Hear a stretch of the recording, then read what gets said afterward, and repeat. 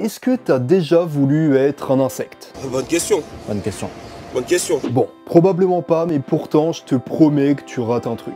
Volant, sautant ou encore rampant, les insectes sont absolument partout, au point où tu fais même plus attention à eux. Sans déconner les gars, est-ce que vous avez idée du nombre d'enfants insectes orphelins que vous laissez derrière vous chaque fois que vous tondez la pelouse ou que vous éclatez un moustique? Ces invertébrés représentés par les abeilles, les papillons, les fourmis, les libellules, les araignées, pièges, c'est pas du tout des insectes, ou encore les scarabées, sont à bien des égards des maîtres ultimes de l'évolution. Moi c'est Wildboy, et dans cette vidéo je vais t'expliquer pourquoi les insectes sont complètement cheatés.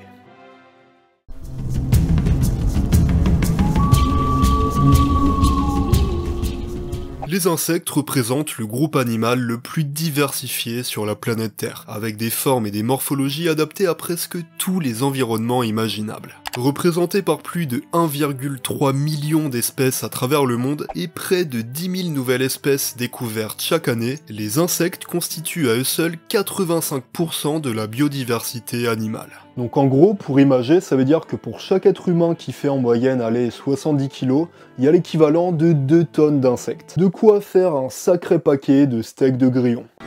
Il ne faut pas avoir peur. Leur aptitude à évoluer et à s'adapter à différents habitats est complètement remarquable, et ils font partie des rares groupes d'animaux présents sur tous les continents, aussi bien sous la chaleur écrasante du désert du Sahara que dans les glaces profondes de l'Antarctique. Et c'est notamment le cas de la mouche Belgica antarctica qui a adapté son génome pour survivre dans des conditions de froid extrême. Leur morphologie toutes plus étonnantes les unes que les autres, leur régime alimentaire varié et leur capacité à voler offrent donc aux insectes la possibilité de conquérir le monde entier. Du coup, c'est pas pour rien qu'ils ont relativement peu évolué depuis leur apparition il y a 400 millions d'années en arrière, étant donné qu'ils sont déjà des organismes presque parfaits.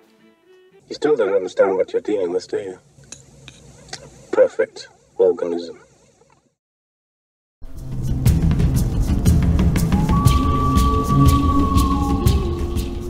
Bon, s'il y a bien un truc qui a changé depuis le Carbonifère, c'est la taille des insectes. Bien que même à cette période, la plupart étaient déjà tout petits. Après, il y avait quand même des exceptions.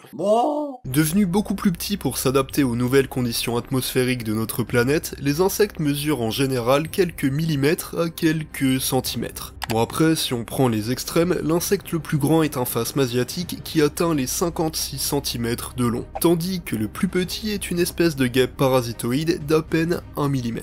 Alors du coup, cette taille qui est plutôt réduite les rend vachement vulnérables aux prédateurs. Mais l'avantage, c'est qu'en étant très petit, tu peux te faufiler presque n'importe où. Et une fois qu'ils sont bien au chaud à l'abri du danger, vient le temps de la reproduction.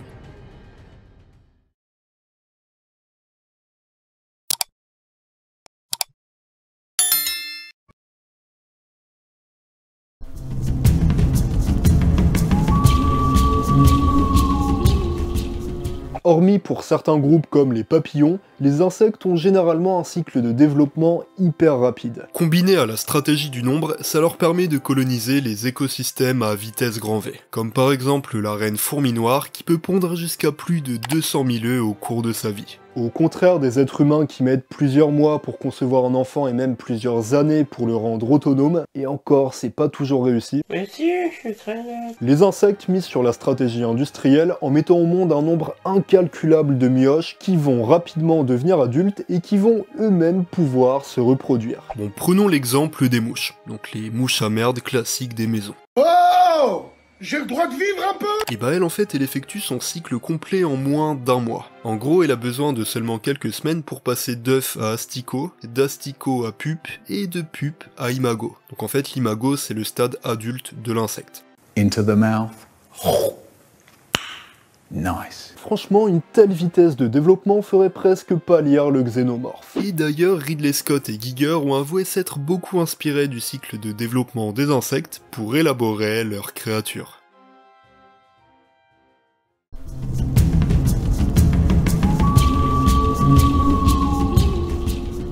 Certains groupes d'insectes comme les termites, les fourmis ou les abeilles ont développé des sociétés hyper organisées où chaque individu a un rôle hiérarchique bien précis. Cette organisation et cette rigueur presque militaire permet de coopérer efficacement pour survivre et prospérer là où un individu isolé n'aurait absolument aucune chance. Donc dans ce cadre-là, les insectes sont capables de produire de véritables produits...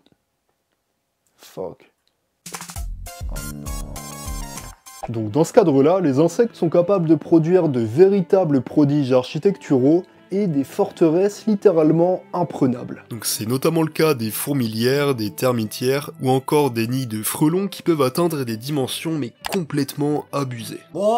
Cette cohésion de groupe qu'on appelle l'esprit de ruche constitue un instinct particulièrement efficace quand il est question de défendre la colonie.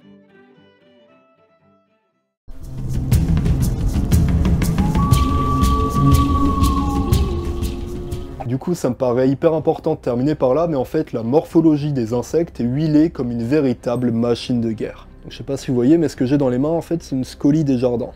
Un insecte qui est complètement inoffensif, mais qui est plutôt bien armé.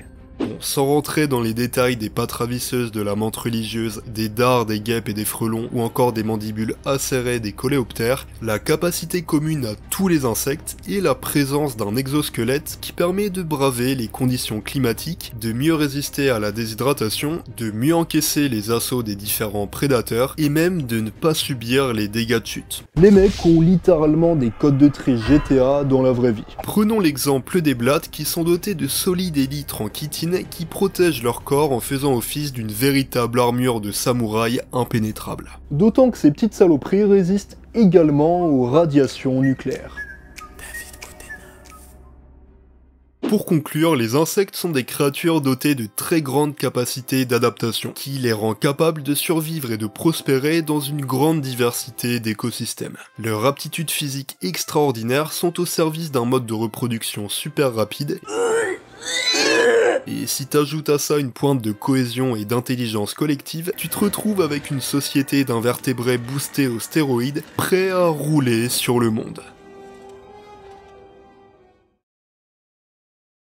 Je te remercie vraiment d'avoir regardé cette vidéo. Si tu l'as aimé, n'hésite vraiment pas à laisser un petit like et à t'abonner, ça coûte vraiment que dalle, et moi je peux te promettre que ça m'aide énormément. En tout cas, c'était Wildboy, j'espère que t'as passé un très bon voyage, et moi je te dis à dans 2 semaines pour toujours plus d'aventures.